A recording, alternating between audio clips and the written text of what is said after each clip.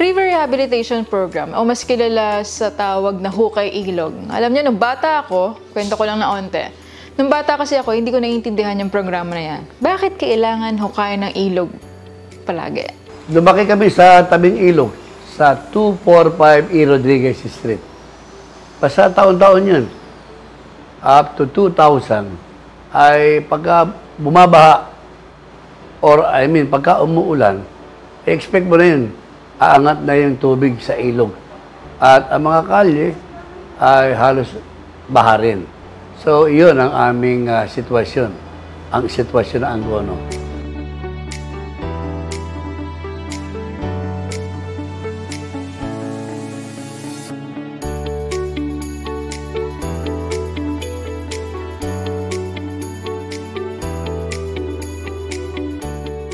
Habang ako'y tumatanda at ngayon, bilang inyong punong bayan, naiintindihan ko na yung importansya nung pagkakaroon nitong River Rehabilitation Program o mas kilala natin sa tawag na Hukay Ilog.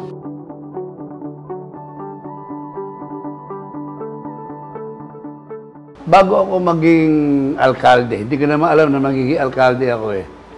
Ginawa akong environmental assessment or analysis ko doon sa aking kursong Development Management Program ng Ford Foundation sponsored project sa Asian Institute of Management is kasama ang physical rehabilitation. Ang physical rehabilitation, ito ay buong bayan ng Angono i-rehab. Kasi hindi lamang ilog, highway, tabing dagat, mayroong mga squatters at mga private property. Now, ang ilog, ang sentro ng problema. Kaya binabaha siya, mababaw. So, study na ako ng direksyon ng bayan ng Angono. So, yun ang aming isinagawa, sinunod ang plano.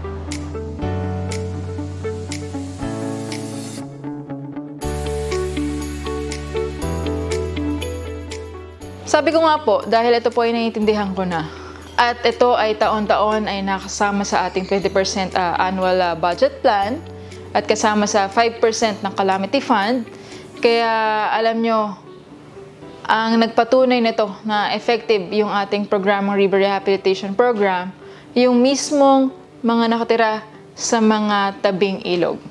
Hindi naman natin ito ipagpatuloy po kung sila mismo sasabihin nila hindi okay ito.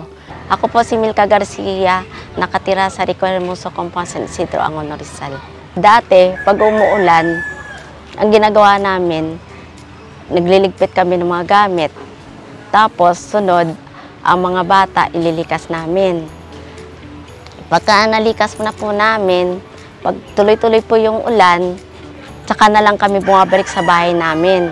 Pagka bumalik na kami sa bahay namin, doon na kami maglilinis ng bahay namin kasi puro na putik po.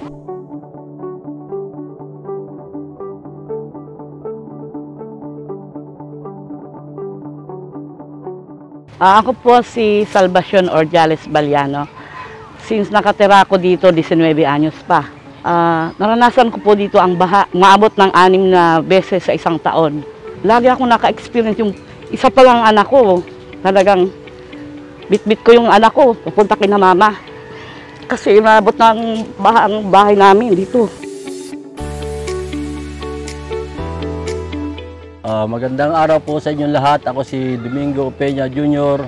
Kung tawagin si Toto, taga Rico Hermoso Compound po.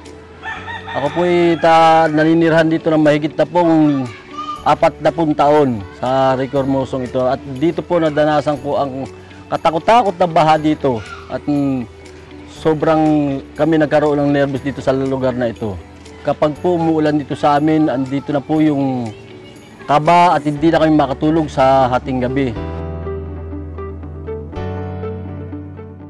Bukod doon sa hinuhukay, sa continuous dredging, ay yung partisipasyon ng mamamayan ng Angono. Na hindi lang naman yung ilog ang ating problema, yung yung environmental balance. Yung ilog mabuhay, mapaliguan, mapangisdaan, Pero kung ito ang tao ay matapos siyang hinuhukay, ginagawa pa rin basurahan yung ilog, walang sustainability or environmental sustainability ang ilog. At yung isa nga, yung pagkapanot ng mga upland ng bayan ng Angono, not totally Angono lang. Kasi ang ating mga upland, may mga iba't ibang bayan dyan Pababa yan dito sa atin, humihingi tayo ng suporta sa kanila na malesen na yung mga tinatawag na environmental movement sa nasabing upland para wag nang bumabaw yung ating ilog. Tapos tinanong ko dyan nung nagpunta sila mayor kung talagang totoong ipapagawa ang dike. Sabi nila, oo. Ayun, tinutuo nga ni mayor. Hanggang ngayon, di na binabaha. Ilang taon na.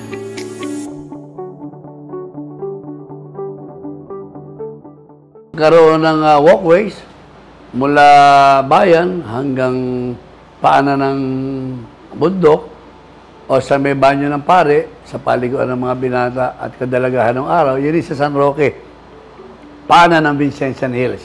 At yung isa naman, mula dito sa bayan, papunta naman dito sa may simbahan. At mula sa may simbahan, papunta rin sa tabing dagat para ang mga tao mayroong mga joggingan, lakaran, bisikletahan, na para sa tao lamang, hindi para sa mga sasakyan. And at the same time, magkaroon ng protection yung mga property nasa tabing ilog, wag na kunin yung hindi kanila. So, preserve na yung kanyang lalim, continuous and dredging, at sa panahon ni Mayor Jeremy Calderon, itinutuloy niya yung mga hindi natapos na pangarap, yung realization na nasabing Riverwalk at yung sustained dredging na nasabing Kailugan.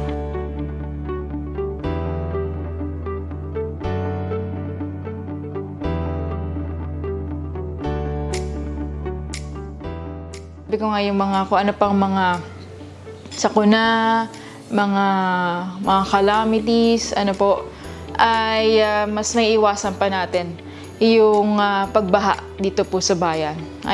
Gusto natin safe yung ating bayan. Ayaw nating mangyari pa uli na talagang lumubog yung bayan. Kasi alam nyo, naranasan din namin yan ng aming pong pamilya nung nakatira kami sa tabing ilog.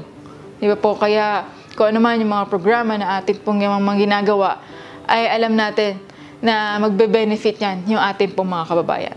Mula nung naayos na ito, sa awa ng Diyos, hindi na po kami kinakabahan pag nag-ulan kasi malaking pagbabago at saka malaking tulong po talaga dito. Dito sa amin, lahat kami dito nakatira, hindi na masyado kinakabahan pagka oras na malakas yung ulan tapos bumabaha, hindi na siya umaapaw ang tubig. Nagpapasalamat ako kay Mayor dahil kung di dahil sa kanya, itong aming, kasi squatter area na to Hindi ito yung homeowner association, ang homeowner nandun sa taas.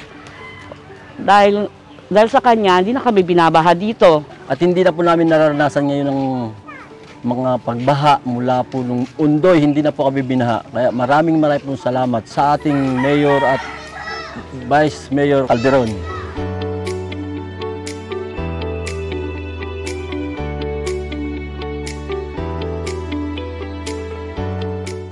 Dahil tingin namin, 5 years in the making, it's another story. Dinaanan nga natin 15 years of cleaning. So asahan niyo po yung Angono Dream. Ito po ang pangarap ni Mayora, ito po ang pangarap ng inyong lingkod sa mga ama, magkasama sa programa sa bayan ng Angono.